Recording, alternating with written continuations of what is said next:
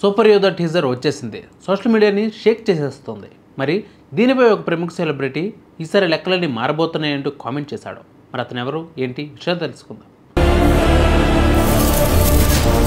ఇలాంటి రైతుని ప్రొఫెసర్ చిన్నప్పుడు నన్ను కొట్టింది. రానా దగ్గుబాటి తాజాగా మిరాయ్ గురించి ట్వీట్ వేశాడు. ఇన్ని రోజులు సైలెంట్గా ఉన్న మిరాయ్ టీం ఇప్పుడు అప్డేట్లతో సందడి చేస్తోంది అంటూ మిరాజ్ టీజర్ను ఈరోజు విడుదల చేశారు. అసలు ఈపాటికే మిరాయ్ చిత్రం థియేటర్లోకి రావాల్సింది, కానీ అంతకంతకు ఈ చిత్రం ఆలస్యం అవుతూనే ఉంది. ఈ మూవీలో మంచు మనోజ్ విలన్గా నటిస్తున్న సంగతి తెలిసిందే. ఇక టీజర్ వచ్చిన తర్వాత లెక్కలన్నీ మారుతాయని అంటున్నారు రానా దగ్గుబాటి. హనుమాన్ తర్వాత తేజ సజ్జా మార్కెట్ పెరిగిన సంగతి తెలిసిందే. ఒక్కసారిగా పాన్ ఇండియన్ హీరో అయిపోయాడు, మన సూపర్ హీరోగా మారిపోయాడు. తేజ సజ్జా అందుకు హనుమాన్ తర్వాత ఆచితూచి ప్రాజెక్టులన్నీ ఎంచుకుంటూ వస్తున్నాడు.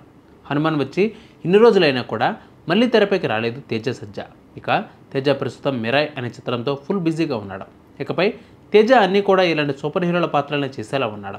అసలు ఈ మిరాయ్ చిత్రం ఏప్రిల్ నెలలోనే రావాల్సిందే, కానీ పీపుల్స్ మీడియా ఫ్యాక్టరీ నుంచి వచ్చే చిత్రాలన్నీ చాలా ఆలస్యం అవుతూనే ఉంటున్నాయి.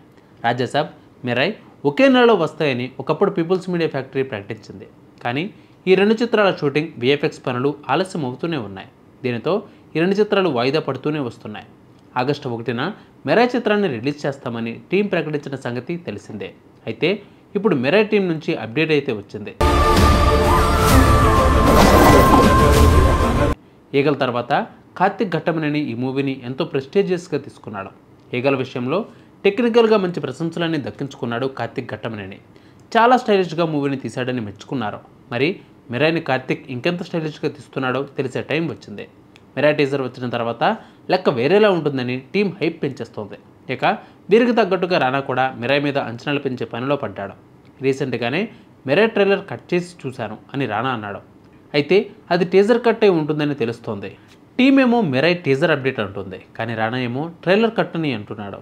బహుశా అది ట్రైలర్ అని రానా పొరపడినట్లు అనిపిస్తోందని ప్రేక్షకులు కామెంట్స్ చేస్తున్నారు. ఇక హనుమాన్ చిత్రంతో సూపర్ హీరోగా కనిపించిన యంగ్ హీరో తేజ సజ్జా, హీరోగా రవితేజ, ఈగల్ ఫేమ్ కార్తిక్ ఘట్టమనేని దర్శకత్వంలో తెరకెక్కబోతున్న యాక్షన్ అడ్వెంచర్ చిత్రం మిరాయ్ పీపుల్ మీడియా ఫ్యాక్టరీ బ్యానర్పై టీజీ విశ్వప్రసాద్ నిర్మిస్తున్నారు. ఇప్పటికే ఈ సినిమా నుంచి విడుదలైన తేజ సజ్జా, మంచు మనోజ్ ఫస్ట్ లుక్ పోస్టర్లు, స్పెషల్ గ్లిమ్స్ సినిమాపై భారీ అంచనాలను పెంచాయి. దేశవ్యాప్తంగా సంచలనం సృష్టించిన విషయం తెలిసిందే. ఈ నేపథ్యంలో ఈ సినిమా నుంచి తాజాగా ఒక కీలక అప్డేట్ ఇచ్చారు. మేకర్స్ ముందు చెప్పినట్లుగానే ఈరోజు ఉదయం 10:08 టీజర్ రిలీజ్ చేశారు.